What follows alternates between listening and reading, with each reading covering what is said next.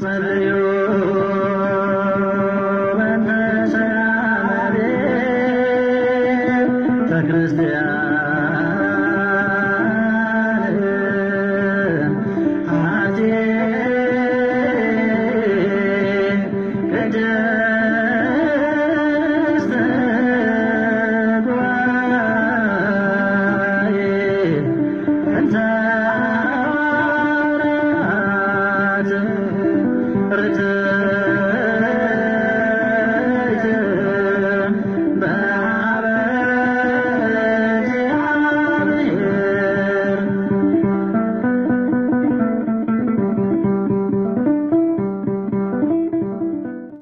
ሰላም ለእናንተ ይሁን። እንደምን አላችሁ? እንደምን ሰነበታችሁ? አድማጭ ተመልካቾቻችን፣ ውድ የቱምቢ ሚዲያ ቤተሰቦች፣ ዛሬ በዚህ ርዕሰ ጉዳይ ላይ በተለይ የመምህር ፋንታሁንን 12 ነጥቦችን ላጋራችሁ ነው ለአጭር ቆይታ እዚህ የተገኘሁት እና አንዳንድ ጉዳዮች በጣም ተደጋግመው መነገር አለባቸው።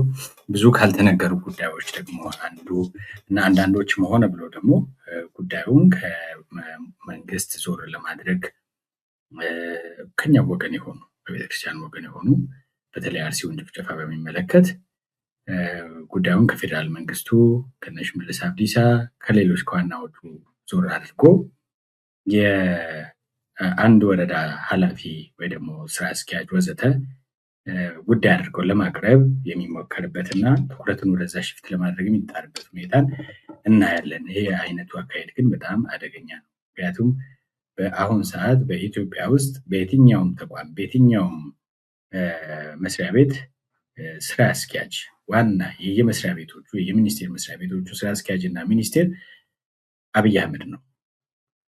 የመከላከያ ኮሚሽነርም ምንድን ነው ኢታማዦር ሹም የምንበለው ዋና አዛዥ፣ የጠቅላይ ፍርድ ቤት ፕሬዚዳንት፣ የፌዴራል ፖሊስ ኮሚሽነር፣ የፖሊስ ኮሚሽን እያንዳንዱ የደህንነት ቢሮ ኃላፊ ወሬቨር በየትኛውም ቦታ ብትሄዱ አብይ አህመድ ነው ያለው።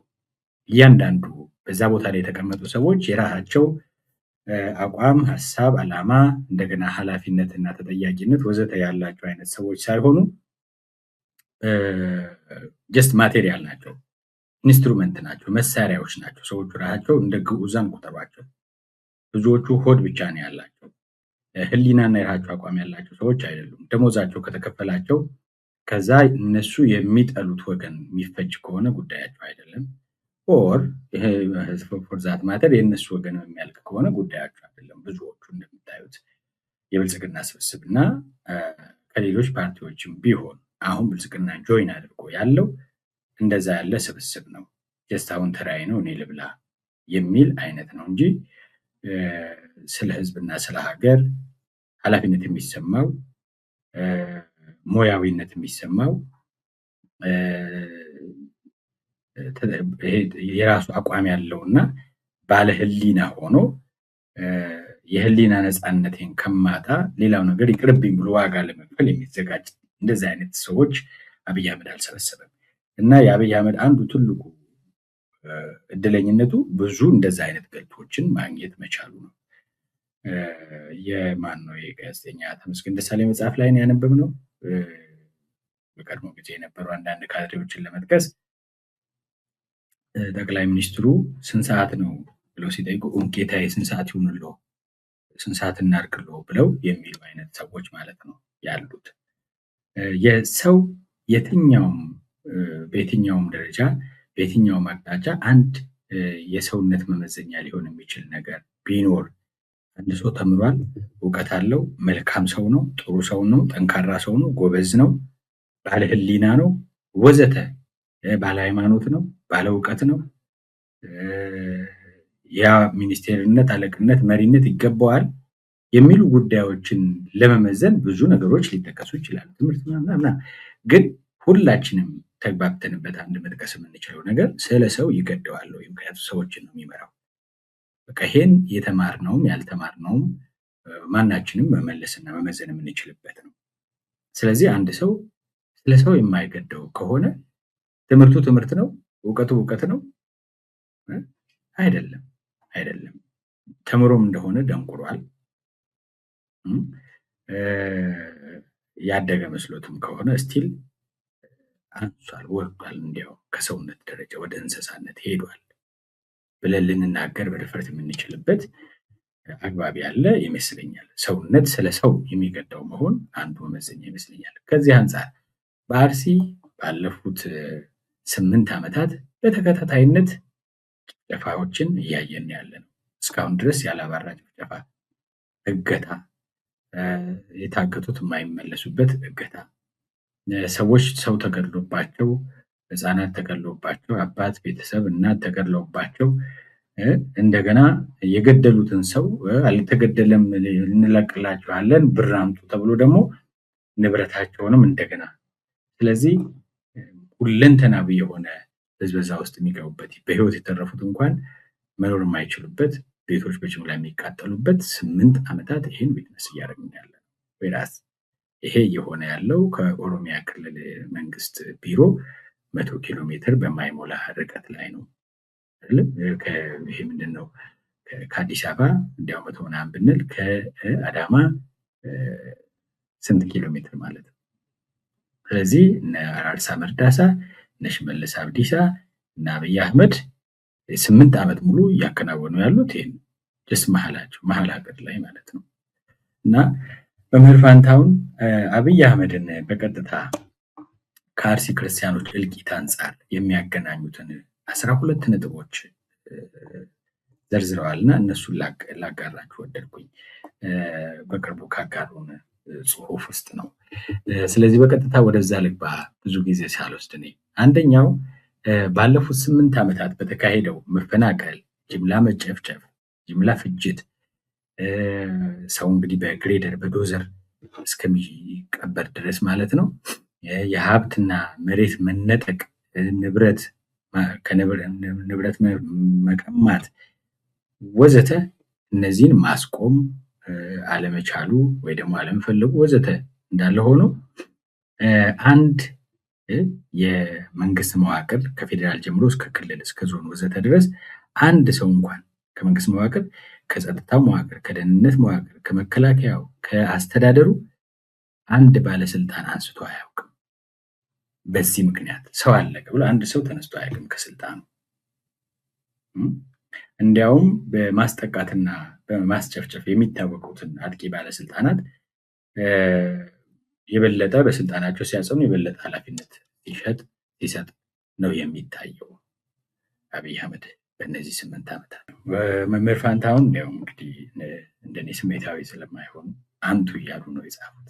ሌላው ሁለተኛው ነጥብ የአብይ አህመድ መንግስት ባለፉት 8 ዓመታት በተካሄደው በእነዚህ የጅምላ ማፈናቀል፣ የጅምላ ፍጅት፣ የጅምላ የሀብትና የመሬት መንጠቅና ሰዎችን ማደህየት ወዘተ እነዚህን ዜጎች አንድም ጊዜ ሂደቱን የሚገታ አጀንዳ ለፓርላማ አቅርቦ አያውቅም።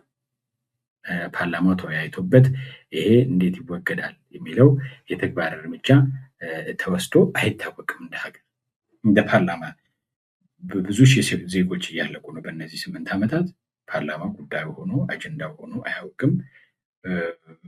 ይሄን ነገር ማስቆም የሚችል አቅጣጫ ተሰጥቶበት ወይ ደግሞ ውሳኔ ወርዶ ምናምን አይታወቅም። ፓርላማው እንደምታውቁት ነው አብይ አህመድ ነው። ፓርላማ ውስጥ ከአብይ አህመድ ውጭ እያንዳንዱ ወንበር ላይ ያለው አብይ አህመድ አድርጋችሁ ሰሉት። ከአብይ አህመድ ውጭ 2 ወይ 3 ሰው ቢኖር ነው እነ ደሳለኝ ጫኔ ምናምን የተለየ ድምፅ የምንሰማበት። ሌላው ጀስት ራሱ አብይ አህመድ ቁጭ ብሎ የሚነጋገር የሚወያይበት ከራሱ ጋር የሚወያይበት ብሏቸው፣ ሌሎቹ ጀስት አብይ አህመድ የሰፈረባቸው ዲቫይስ ምንድን ነው እንደዛ አድርጋችሁ ሰዱ። ሶፍትዌር እንደሚጫንበት ማንኛውም እንትን ማለት አንድ አይነት ሶፍትዌር በተለያዩ ስልኮች ላይ ደግሞ ኮምፒውተሮች ላይ አድርጋችሁ አንድ አይነት ሙዚቃ በብዙ ስልኮች ወይ ደግሞ በብዙ ቴፖች እንደመክፈት ማለት ነው። እንደዛ ነው። የተለያየ ልብስ የሚለብሱ ቴፖች ወይ ደግሞ መሳሪያዎች ማለት ነው። ስለዚህ ያው ሁሉም ምን ያህል ማን የበለጠ አወደሰ በሚል የሚፎካከሩ ሰዎች ናቸው። ከዛ ውጭ ያሉት እንደምታዩ በጣም ጥቂት ሰዎች ናቸው። 4-5 ሰዎች እንዲያው 10 ከሞሉ አላውቅም ከአብይ አህመድ ውጭ ያሉት ፓርላማ ውስጥ እና እነዚህ ሰዎች ስለዚህ ጉዳይ ተወያይተው መንግስት አቅርቦ አጀንዳው አድርጎ ተነጋግሮበት ወስኖ ምናምን አያውቅም። ሶስተኛው ባለፉት 8 ዓመታት አዳዲስ አጥፊ ትርክቶች እንግዲህ እነዚህ አሁን እስካሁን ድረስ የመጡት ከወያኔ ወይ ደግሞ ህወሓት ጀምሮ ኦነግ፣ ሻዕቢያ ወዘተ ኢትዮጵያ ውስጥ የኢትዮጵያን ስረ መሰረት የሚንድ የኢትዮጵያን ታሪክ የሚቃረን ኢትዮጵያውያን በጋራ እንደ አድዋ ያሉ ትላልቅ ድሎችን ተጎናጽፈው ብዝሃነታቸውን ጠብቀው ቋንቋዎቻቸውን፣ ባህሎቻቸውን፣ እምነቶቻቸውን፣ የሀገራቸውን ሉዓላዊነት ዳር ድንበራቸውን ወዘተ ሁሉ ጠብቀው ለሺህ ዓመታት በነፃነት የኖሩ ህዝቦች ሳይሆኑ ጠላት እርስ በራስ አድርገው መተረክ ከተጀመረበት ከተማሪዎቹ ንቅናቄ ጊዜ ጀምሮ እነዚህ ሶስቱ ድርጅቶች ደግሞ የበለጠ አዳዲስ ታሪኮችን በመፈብረክ አዳዲስ ጠላትነቶችን በመፈብረክ በትርክት ደረጃ ወደ ተግባር አውርደውም ደግሞ ትርክቶቹ እንዲታመኑ በተለይ የኛ ትውልድ የተነገረውን ብቻ ሳይሆን መሬት ላይም ደግሞ ያን ነገር በተግባር እንዲያይ መገዳደልም እንዲፈጠር አድርገዋል። ስለዚህ ካሁን በኋላ ያ ትርክት ውሸት ነው ብሎ ለእኔ ትውልድ ሊነግረው የሚችል ሰው ከባድ ማሳመን ከባድ ይመስለኛል። አሁን በወያኔ ወይ ደግሞ በህወሓት ዘመን ለተማሩ የኦሮሚያ የትግራይ ወጣቶች አማራ ጠላታቸው አይደለም ብሎ ለማሳመን በጣም ከባድ ነው።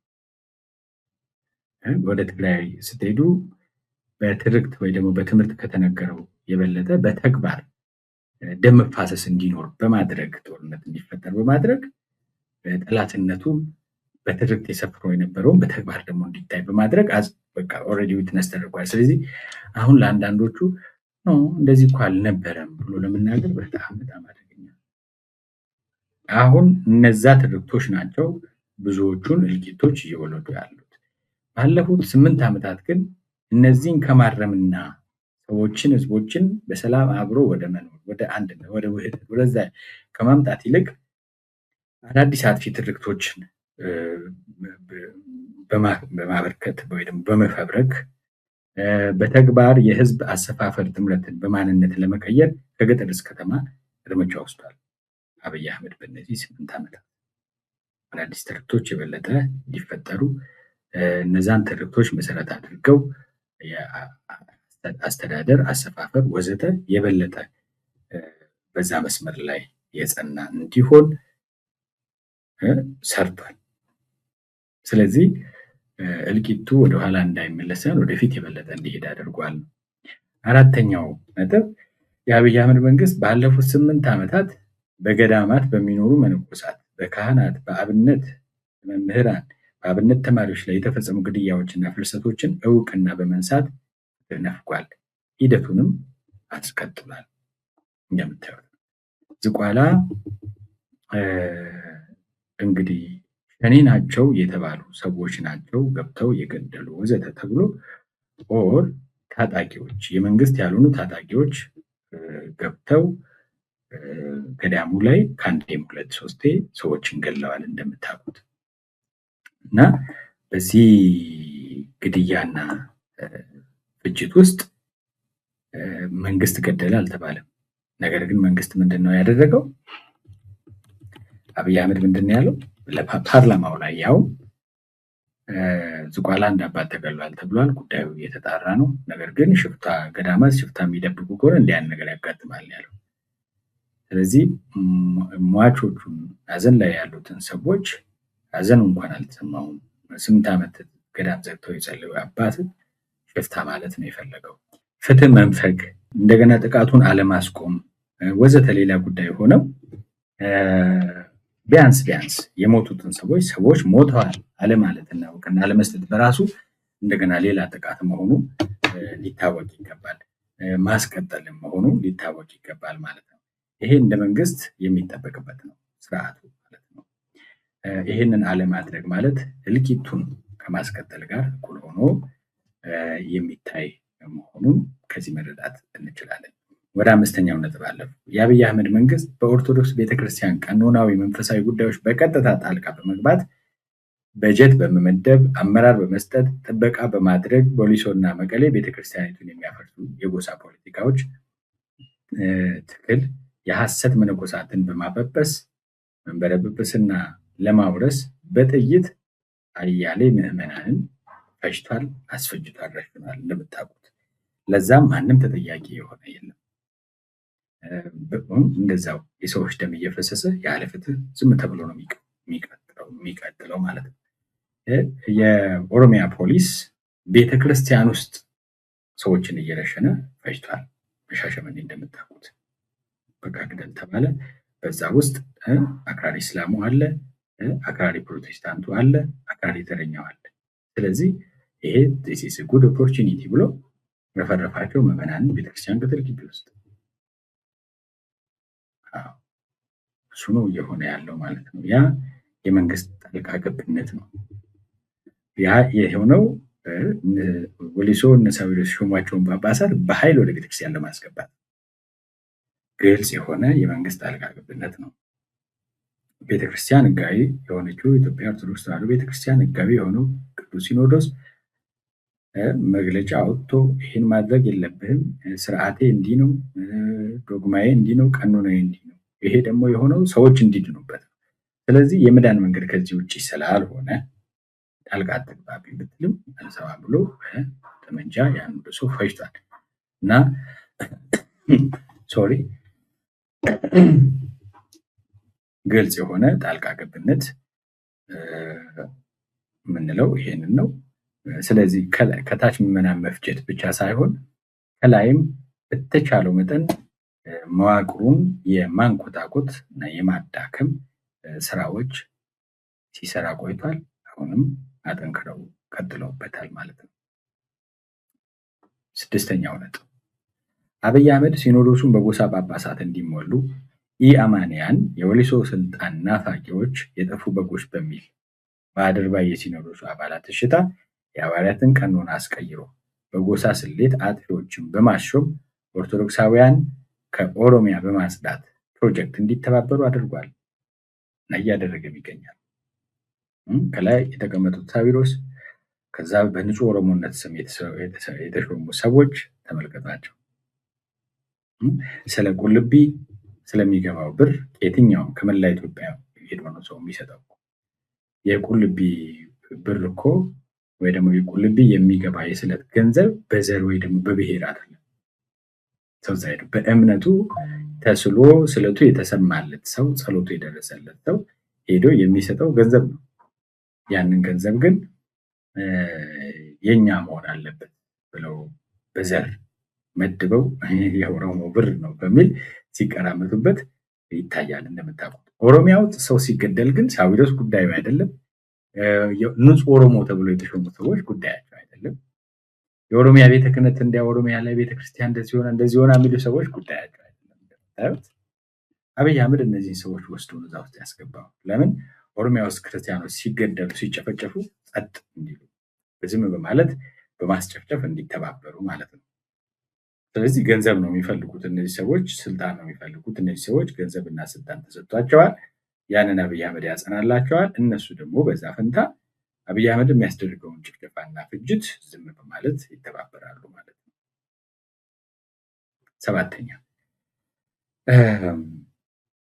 እነዚህ የኦርቶዶክሳውያን ባለፉት 8 ዓመታት በኦሮሚያ፣ በቤንሻንጉል ጉሙዝ፣ በከሚሴ የክርስቲያኖች የጅምላ ጭፍጨፋ፣ በጅምላ በግሬደር መቀበር፣ መፈናቀል፣ ማደየት ወዘተ ፍትህ ማጣት፣ መልሶ የማቋቋም ደህንነት የማጣት እነዚህ ሁሉ ነገሮች ካልሆነው ጉዳያቸው በሚዲያ እንዳይቀርብ፣ በፓርላማ በፌዴሬሽን ምክር ቤት እንዳይነሳ፣ ከዓለም አቀፉ ማህበረሰብ እይታም የተሰወረ እንዲሆን ተግቶ ይሰራል። ስለዚህ በጣም በተለይ ሰፋ ያለ ጭፍጨፋ በተፈጸመ ማግስት አብይ አህመድ ቶሎ ብሎ ወይ የሆነ ፕሮጀክት ማስመረቅ አለበት፣ ወይ የሆነ ፕሮጀክት ማስጀመር አለበት፣ ወይ ችግኝ መትከል አለበት። አጀንዳው ነው የሚቀይረው፣ አጀንዳው ነው የሚደብቀው እንጂ ጉዳዩን አይፈታም ወይ ደግሞ እልቂቱን አያስቀረውም። ከአርሲ የአርሲ ክርስቲያኖች እየቀጠለና እዚህ እየደረሰ ያለው እንዲህ ባለው የአብይ አህመድ አሰራርና ፖሊሲ ነው። የእሱ መንግስት ስራና ፖሊሲ ነው እና ከእነዚህ ነጥቦች አንጻር ፍረዱ። 9ኛ አብይ አህመድ በኢትዮጵያ መንግስትና የፓርቲ ፖለቲካ ድርጅቶች ውስጥ ኦርቶዶክሳውያን ክርስቲያኖች የውሳኔ ተሳትፎ እንዳይኖራቸው ከሁሉም ወሳኝ የስልጣን ቦታዎች ሁሉ አስወግዷቸዋል። ነባርነትን በሚጠሉና የማያውቁትን አዲስነት በሚናፍቁ ጸረ ኦርቶዶክስ ክርስትና ቡድኖች እንዲሞሉ አድርጓል። ስለዚህ በካቢኔው በፓርቲው ስራ አስፈጻሚ ስብሰባም በሉት በየትኛውም ደረጃ በፌዴሬሽንም በሉት በፓርላማ ኦርቶዶክሳውያን እንዳይኖሩ ስለተደረገ አሉ እንኳ ቢባል ስራዬ ተብሎ ህዝባዊ በሆነ ውክልና በትክክል ድምፃቸውን የዚህን ማህበረሰብ ክፍል የዚህን ክፍለ ህዝብ ድምፅ በዛ መድረክ ላይ በማንጸባረቅ በማሰማት ለነዛ መብት በመቆም ፍትሃዊነትን ያስጠብቃሉ የሚባሉ ሰዎችን ሳይሆን ቅድም እንዳልነው ፌክ የሆኑ ሰዎችን በመሰብሰብ ነው። እንደዛም ቢሆን እዚህ ግባ የሚባል ቁጥር የላቸውም እና በነገራችን ላይ በምን ያህል ደረጃ ድረስ እንደሚሄድ የካቢኔ ስብሰባ ተደርጎ አሁን እሷም ተሽራለች መሰለኝ ወደ ሌላ መስሪያ ቤት ተዛወረች። ከሚኒስቴሮች መካከል አንዲት ሴት ኦርቶዶክሳዊት ነበረች እና ጊዜው የነነዌ ጾም በነነዌ ጾም ወቅት ነው። አይ ቲንክ ወደ ደቡብ ካሉ ከተሞች በአንዱ ላይ አብይ አህመድ ባለበት ደመቀ መኮንን ገና ከስልጣን ሳይወርድ ስብሰባ አድርገው ነበር። የካቢኔ ስብሰባ እዛ ላይ ይህች ኦርቶዶክሳዊት ሚኒስቴር ምንድነው ምግብ ሲያነሱ ቡፌ ምግብ ለማንሳት ወይ ደግሞ ለውሰድ ስትሄድ የጾም ምግብ የለም ሁሉም የፍስክ ነው የጾም ምግብ አምጡልኝ ስትል አንዷ ሚኒስቴር ሙስሊም ናት፣ ብዙዎቻችሁ የምታውቋት ናት።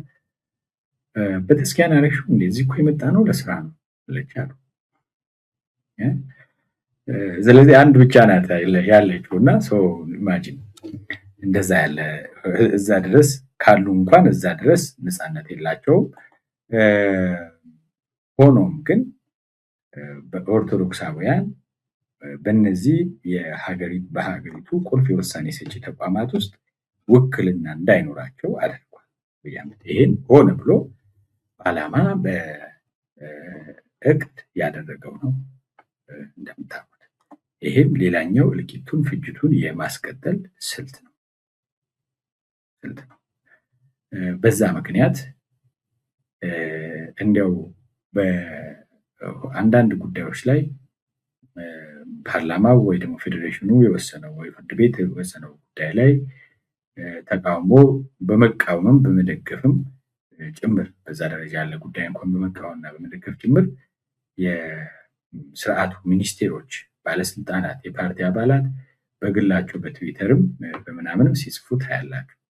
የኦርቶዶክሳውያን እልቂት በሚመለከት ግን አንድ ትንፍሽ የሚል ፓርቲውም ጉዳዩ አይደለም፣ መንግስቱም ጉዳዩ አይደለም፣ ባለስልጣናቱም ጉዳዩ አንድ ሰው ትንፍሽ የሚል እንደምታውቁት በጣም ደው በከፍተኛ ሁኔታ የህዝብ አጀንዳ ከሆነ ለማስተባበል ሊወጡና ሊናገሩ ይችላሉ እንጂ ማለት ነው።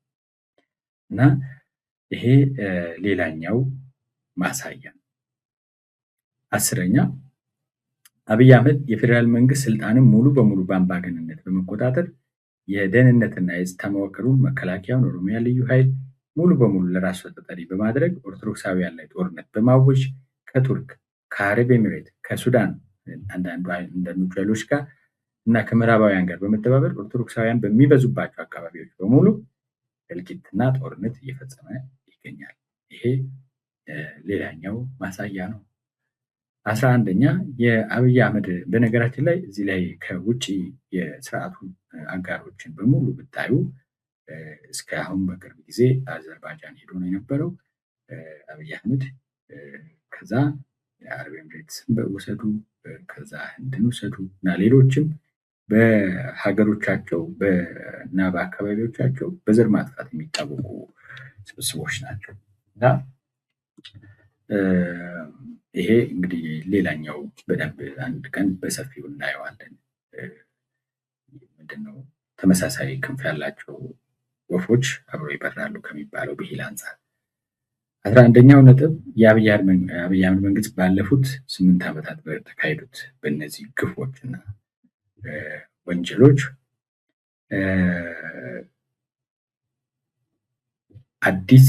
አዳዲስ አቅጣጫ የሚያስቀይሩ አጀንዳዎችን ለምሳሌ ችግኝ ተከላ፣ የግድብ መሙላት ወዘተ፣ የአሰብ ወደብ፣ የሶማሊያ ወደብ፣ የፕሪቶሪያ ስምምነት፣ የኮሪደር ልማት፣ መናፈሻ፣ የሌሎች ሀገራት አደጋ የሀዘን መግለጫ ወዘተ በመደራረብ እልቂቱና ሁለገብ ጥቃቱ ትኩረት እንዳያገኝ አድርጓል፣ ሰርቷል። ስለዚህ እያንዳንዳቸውን የልማት ወዘተ ወዘተ የምንላቸውን ጉዳዮች ሁሉ ለእልቂት ሽፋን ተጠቅሞበታል። ስለዚህ ላይክ እንደ መጋረጃ አስቧቸው የሆነ እዚህ እና እኛ እንደ ህዝብ እዚህ ክፍል ውስጥ ነው ያለነው። ከዛ እዛኛው ክፍል ውስጥ ሰዎች እየታረዱ እየተጨፈጨፉ ነው ያሉት። እነዚህ ሰዎች ከዚሁ ከህዝብ መሀል እየተወሰዱ የሚታረዱ መሆኑን አስቡ። ከዛ እዚህ መሀል አብይ አህመድ መጋረጃ እየሰራ ነው እና የሚያማምሩ መጋረጃ እዚህ በአንድ በኩል የወርቅ በአንድ በኩል የብር በአንድ በኩል ምናምን ከሐር ከምናምን የተሰሩ እና እኛ ቤቱ ማለት ነው ሰው እያለቀ ነው ሲሉ አንዳንድ ሰዎች ኖ እንዴ አሁን ስለ እልቂት ለምን የምታወሩት? ቤቱ ከመቼውም ጊዜ በላይ እያማረበት ነው። እዚህ ጋር የወርቅ መጋረጃ እዚህ ጋር የምናምን መጋረጃ እየተሰራ ብለን እንደ መከራከር ማለት ነው። ፕሮጀክቶቻችን እንደዛ ናቸው፣ የምንደግፋቸው ፕሮጀክቶች እና እነዚህ መጋረጃዎች ናቸው። ኤች ኤንድ ኤቭሪዋን ማለት ነው። ስለዚህ መጋረጃዎቹ ዘላለማዊ ሆነው ወይ ደግሞ የኢትዮጵያ ሀብቶችና እሴቶች ሆነው ከቀጠሉ እና ለቀጣይ ትውልዶች ከጠቀሙ እያንዳንዳቸው እነዚህ መጋረጃዎች ምንድነው ለጄኖሳይድ ለዘር ማጥፋት መጋረጃ ሆነው የተሰሩ መሆናቸውን ግን ማወቅ መታሰብ ይኖርበታል ማለት ነው። 12ኛው ነጥብ ላይ ደርሰናል። መከላከያው የፍትህና የጸጥታ፣ የደህንነት፣ የሚዲያ፣ የውጭ ቢሮዎች፣ የፋይናንስ መዋቅራት ሙሉ በሙሉ በኦርቶዶክስ ጠል ቡድኖች እንዲያዙ በማድረግ ወንጀልን በመሰወር ግፍ በማስቀጠል ላይ ናቸው። ከላይ ኦርቶዶክሳውያን የተገለሉባቸው ናቸው ብለናል። ኦርቶዶክሳውያን ከተገለሉ በኋላ ደግሞ ኦርቶዶክስ ጠል የሆኑ ሰዎች እንዲይዟቸው ተደርገዋል። ይሄ እልቂቱ እንዴት እየቀጠለ ለመሆኑ ጥቂት ማሳያ ሊሆን የሚችል ይመስለኛል። ከዚህ ተነስተን ምን ማለት እንችላለን? እልቂቱ ሊቆም ይችላልን ወይስ ይቀጥላል ለሚለው በደንብ ጥሩ ማሳያ ወይ ደግሞ ማገናዘቢያ ያገኘን ይመስለኛል። ይሄ አሰራር እስከቀጠለ ጊዜ ድረስ ይሄ ስርዓት እስካለ ጊዜ ድረስ እልቂቱ አይቆምም። ምክንያቱም እልቂቱ የሚፈለገው ዝም ብሎ አንድ ሰሞን እኛን ለማስለቀስ ወይ ደግሞ ጥቂት ለመጉዳት ምናምን አይደለም። የማጽዳት የመፍጨት ፕሮጀክት ነው። እዚህ ምስል ላይ የምታያቸው ከላይ አብይ አህመድ፣ ራርሳ አህመድ ራሳ የኦሮሚያ ፖሊስ ኮሚሽን ኮሚሽነር፣ ከዛ ሽመልስ አብዲሳ ናቸው። እነዚህ በሚቆጣጠሩባቸው መከላከያው፣ የፌዴራል መንግስቱ ፌዴራል ፖሊስ ብሉት፣ የኦሮሚያ ፖሊስ፣ የደህንነት መዋቅሩ፣ የአስተዳደራዊ መዋቅሩ ኤቭሪቲንግ ሁሉም ባሉበት ሁኔታ ውስጥ ሰዎች በጅምላ ይፈጃሉ፣ ቤቶች በጅምላ ያልቃሉ። በምሽት አይደለም፣ በጨለማ አይደለም፣ በጠራራ ፀሐይ እነዚህ እየተፈጸሙ ያሉት። ስለዚህ ምን እናድርግ የሚለው ከዚህ አንጻር ውይይቶቻችን ታሳቢ ማድረግ ይኖርብናል። ከጥቅምት ጀምሮ በነበረው ጭፍጨፋ ጥቂት ተቆጥተን ወጥተን ነበር። ከዛ በኋላ ደግሞ መልሰን ከሰብን። አሁንም ውይይቶቻችን መቀጠል አለባቸው። መገናኘታችን መቀጠል መቻል አለበት። ተግባራዊነታችን መቀጠል መቻል አለበት። ኃላፊነት አለብን፣ ዕዳ አለብን፣ ግዴታ ስላለብን ማለት ነው ስለሚያልቁት ወገኖቻችን። ስለዚህ ባለፈው እንዳልነው ቢያንስ ድምፅ መሆን ሌላውን እንኳ ቢያቅተን የሰማዕታቱን ቤተሰቦች ግን መርዳት አለብን። ባለፈው አይታችኋል፣ በማህበረ ቅዱሳን ቴሌቪዥን የተላለፈው የስንት ልጆች እናት የካህኑ ሚስት እጃቸው ከዚህ ጀምሮ የተቆረጠ ልጅ ወልዶ ጥሬውን አብስሎ ውሃውን ቀድቶ አጽድቶ ተንከባክቦ ያሳደገ የእናት እጅ ነው በስለት የተቆረጠው። ጀስት የኦሮሞን ፖለቲካ መዋቅር ፎርማልን ኢንፎርማል የሆነውን መዋቅር ተጠቅሞ የሚሰራው ውሃብያ እና አክራሪ ኃይል ዶንት ኬር ሰው አይደለም እየገደሉ ያሉት፣ ወር ደግሞ አምላካቸውን ደስ እያሰኙ ነው በንጹሐን ላይ እንዲያለ ልቂት በማጽናት ማለት ነው። ጀስት ጣዖት አምልኮና ሰይጣን አምልኮ እንደዚህ ስለሚያስደርግ ማለት ነው። እና እኚህ እናት በጣም መታከም አለባቸው። የሆሮ ጉዱሩ ወለጋ ካህናት ስራ አስኪያጅን ጨምሮ ተገድለዋል። ልጆች አሏቸው፣ ሚስቶች አሏቸው። እነዚህ ሰዎች ማን ይርዳቸው? ሽርካውን እንደምታዩት በሺ የሚቆጠር ሰው እንግዲህ ከዚህ በፊት የተፈናቀሉ ከ1000 በላይ ሰዎች ነበሩ በጎረቤት ባሉ ወረዳዎች ተጠልለው ያሉ ማለት ቤታቸው የተቃጠለባቸው ግን መመለስ የሚፈልጉ እስከ ወዲያኛው የተፈናቀሉ አሉ። እነዚህ ግን የትም መሄጃ የሌላቸው ቤተሰብ ይዘው የተቀመጡ ሰዎች ነበሩ። አሁን ሰሞኑን ደግሞ እንደምታዩት እንግዲህ ቁጥሩን ገና እናየዋለን፣ ብዙ ቤቶች ተቃጥለዋል። እነዚህ ሰዎች ምንድን ነው የሚሆኑት? እነዚህ ሰዎች እርዳታ እገዛ ይፈልጋሉ። የአቅማችንን ልናደርግ ይገባል። በመሰባሰብ በመነጋገር ቢያንስ የሰማዕታቱን ቤተሰቦች መርዳት መቻል አለብን። ስለዚህ እነዚህን አካባቢዎች የጠቀስኩት እንደ ምሳሌ ብቻ ነው እንጂ ሌሎችም አካባቢዎች ያሉት በተመሳሳይ የእኛን ድጋፍና እርዳታ የሚፈልጉ ናቸው። እና አዲስ ስልክ ላስተዋውቃችሁ ነው። ከዚህ በፊት ባለፈው እንዳልኩት የነበረን ስልክ በአደራሻ ለውጥ ምክንያት ተቀይሯል። አዲስ ስልክ አስተዋውቃችኋለሁ። በዚህ ጉዳይ ላይ በተለይ ሰማዕታቱን ቤተሰቦች በመርዳት ጉዳይ ላይ የተባበሩ ወይ ደግሞ እየተረባረቡ ያሉ እህት ወንድሞች አሉን። በተለይ በሰሜን አሜሪካ እና በሌላውም አካባቢ ያሉትን በማስተባበር ማለት ነው። ስለዚህ ከነሱ ጋር የማገናኘት ስራ መስራት እንችላለን እንደ ቱምቢ ሚዲያ ማለት ነው። በተናጠል ከሚደረጉ ወይ ደግሞ አንድ ሰው ብቻውን ይሄን ለማድረግ ሊቸገር ይችላል። በመተባበር ሲሆን ግን ሊቀል ይችላል ማለት ነው። ስለዚህ በዚህ ስልክ በዋትሳፕ ልትደርሱ ትችላላችሁ።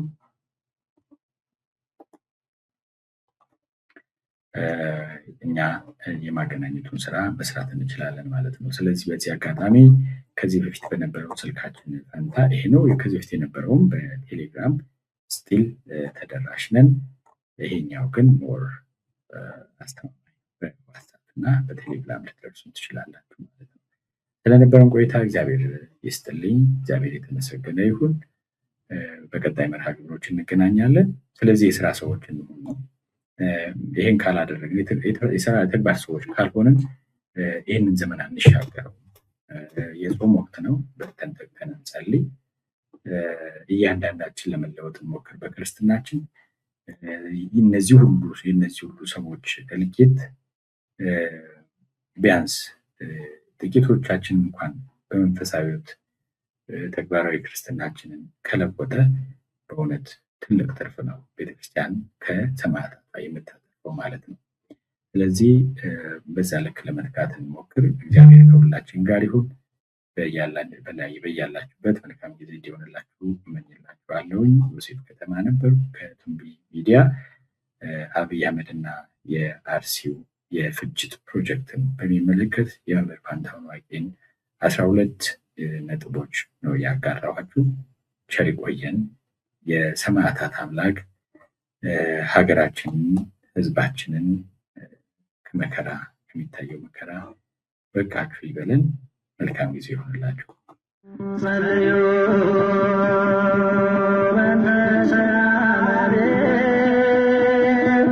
ክርስቲያን